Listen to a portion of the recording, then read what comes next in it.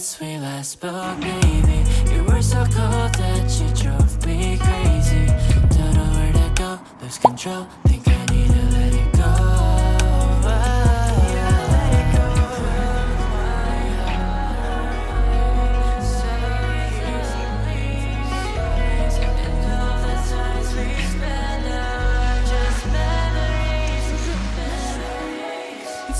Toes in my bankroll. Why you running away from me? I don't know.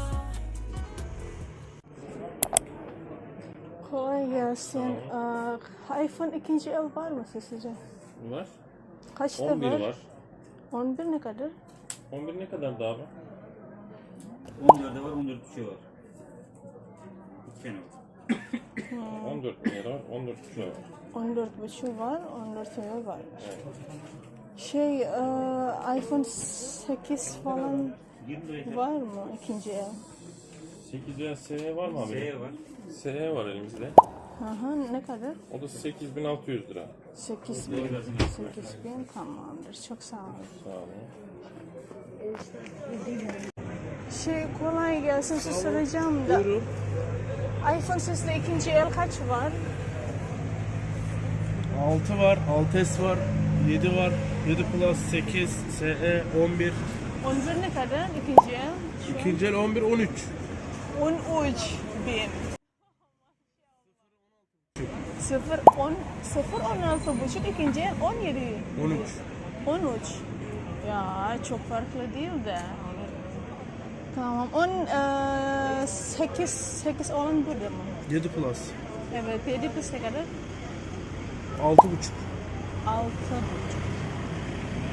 Çok sağ olun o zaman. Kolay gelsin. Orada bir soralım. Bakalım. Kolay gelsin. Bir şey soracağım da. iPhone ikinci el sizde 11 ne kadar? 14 bin. 14 bin. İki daha var. Kolay gelsin. Sorabilir miyim? İçeriye Hah, tamam. İkinci el iPhone 11 var mı sizde ne kadar? Şu anda yok. Şu anda. 14 bin lira civarında. Sağ ol. Kolay gelsin. Sizde ne kadar acaba? 11 var. Ne kadar? 13 bin lira. 13 bin Evet, lira. renge Vallahi bak, çok of. güzel. Allah'ım. Ateş. Ateş valla pembe. Bakın. Mor. Evet mor pardon. Çilem.